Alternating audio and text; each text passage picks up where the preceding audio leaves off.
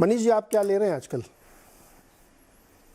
एक इन्वेस्टर के लिए इतनी सारी बातें, इतने सारे सेक्टर, तो बंदा कंफ्यूज हो जाएगा। तो बेसिकली एक छोटा सा हाँ। ट्रिक मेरा ख्याल है कि जो हाँ। शायद लोग ध्यान रखें कि कुछ सालों तक शायद एक कोई सेक्युलर नैरेटिव नहीं है, अभी हाँ। खराब सेटअप है। हाँ। इसमें एक जनरल सिक्लिकली इस वक्त अगर देखेंगे तो शायद आप 10 साल के जो स्टेट लोन्स और ट्रिपल ए बॉन्ड्स हैं 8% के आसपास अगर मिलते हैं तो वहां पे इंक्रीमेंटली आप पैसा लगा सकते हैं।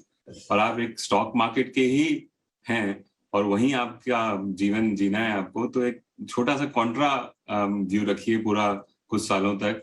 जो चीज खराब बहुत ज्यादा गई है टॉप 100-200 फर्म्स में, उन सेक्टर्स में बेट कीजिए, क्योंकि कोई सेकुलर नैरेटिव नहीं बिल्ड होगा। तो बिकॉज कुछ महीनों से आईटी और मेटल जो सेक्टर्स हैं और खराब किए हैं, तो मेरा ख्याल ये है कि इंटरनल्स मार्केट्स में कैसे भी डेवलप हो, शायद जो बहुत खराब किए ये चीजें कुछ महीनों और सालों में कुछ कुछ क्वार्टर्स के अंदर अच्छा करेंगी। ऑल्सो ये दोनों सेक्टर थोड़े से डॉलराइज्ड हैं, क्योंकि अर्निंग्स जो है वो डायरेक्टली डॉलर आईएनआर के भाव के बेसिस पे डिपेंड करती है। तो मेरे ख्याल से वो भी एक छोटा सा क्वेश्चन आपको मिलता है कि अगर बहुत मंदी आ गई और डॉलर बहुत ज्यादा अप्रिशिएट हो गया तो ये सेक्टर्स आपको थोड़ा सा प्रोटेक्शन देंगे। और वैल्यूएशन ऑफ कोर्स इन इन इन दोनों सेक्टर्स में करेक्ट हो गई है। अगेन ये मेरा जनरल व्यू ये है कि कॉन्ट्रा ही खेलें। बहुत ज्यादा जब कोई पर्टिकुलर सेक्टर निफ्टी की वैल्यूएशन से डिविएट हो जाए नीचे या ऊपर, तो उसमें आप ओवरवेट और अंडरवेट होने की कोशिश करें। ये मेरा ब्रॉड एक इन्वेस्टर्स को गाइडेंस रहेगा। मनीष जी, आप जो कि मैक्रो ट्रैक करते हैं तो मैं एक एक अप्रोच के बारे में एक सवाल, एटीट्यूड के बारे में एक सवाल आपसे पूछ लेता हूँ। बाकी लोग भी अगर चाहे उसमें छोटे छोटे रिएक्शन दे सकते हैं।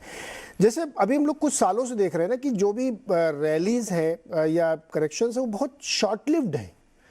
1 साल, 2 साल, 6 महीने, मतलब अब जैसे अभी ये जनवरी से लेकर अब तक मार्केट नीचे नीचे नीचे रहा ना, ऐसा लग रहा था जैसे 10 साल से मार्केट चला ही नहीं है।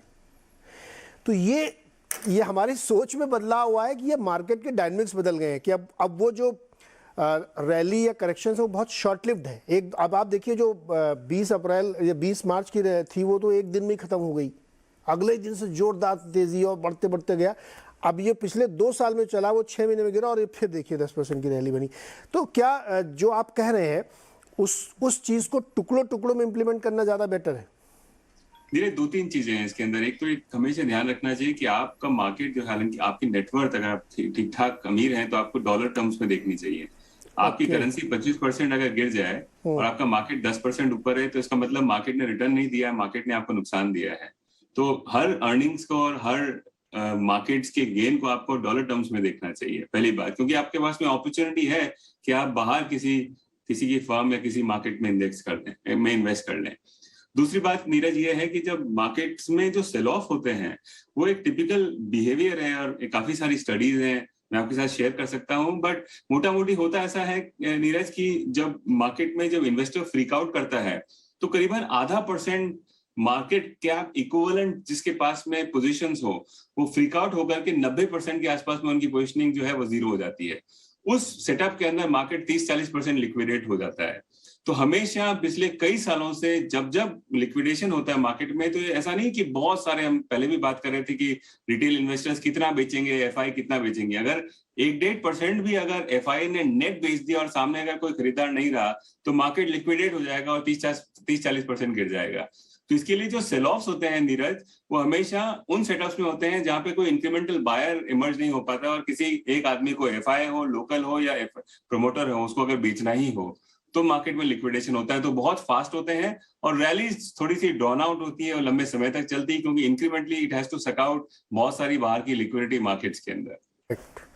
और डॉलर याद रखिए, कमाई उसी में आपको मापनी है।